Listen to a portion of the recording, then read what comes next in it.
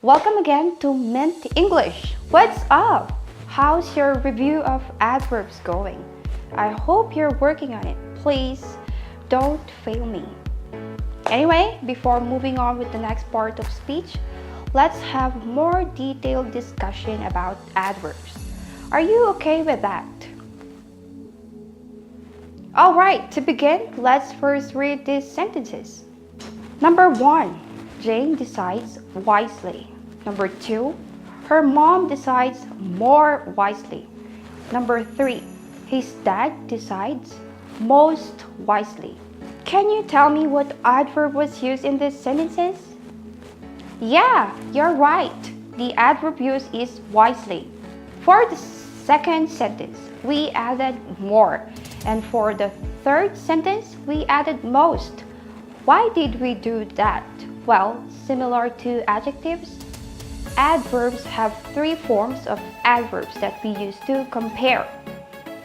First, the positive degree is the base form of the adverb. It does not show comparison, just like the adverb used in sentence number 1, wherein the adverb wisely, which only describes Jane's decision-making skill. Secondly, the comparative degree takes to compare two things. If you have noticed, we have added more to adverb wisely in the second sentence because we are comparing how Jane and her mother decide. And lastly, the superlative degree takes to compare three or more. We have added most to the adverb wisely in the last sentence because we are comparing how Jane's dad outwits all others' decision-making skill. Here are some examples of adverbs in their comparative level. Let's take a look at the table. In table number 1, you can see the comparative level of adverbs, which are the positive, comparative, and superlative. Well, obviously, I can't give you all the adverb with its comparative and superlative degree, but I can guide you on that. As you can see from this table, the comparative and superlative degrees of adjectives and adverbs are formed differently. Here's how. Rule number 1. All adverbs that end in ly form their comparative and superlative degree with more and most. Also, when a word has 3 or more syllables, use more and most to form the comparative and superlative degree. These are the examples of comparative level of adverbs.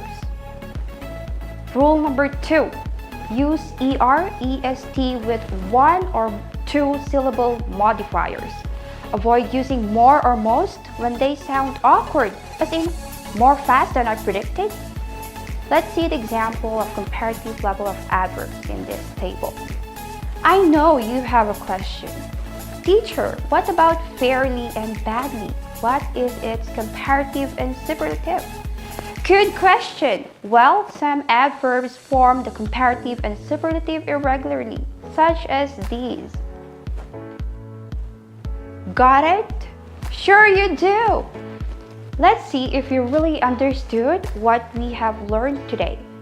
Fill in the correct adverb form, positive, comparative, or superlative of the adjectives in the brackets. Number 1. I speak English blank now than last year. Number 2. She greeted me blank of all. Number 3. She smiled blank than before. Number 4. This girl dances blank of all the performers tonight. And number 5. Could you write blank? Wow, you're performing more active than I expected. High five for you. For your homework, list 10 adverbs aside from the examples I've already shown you in class, together with its comparative and superlative degree. Then, choose 3 adverbs from your list, each in a sentence, including its comparative and superlative form. That would be 9 sentences in all. Remember the rules, and you may use the sentence examples earlier as your reference when constructing a sentence. Thank you very much for being with me today. I will see you again next time here in Mint English video lesson.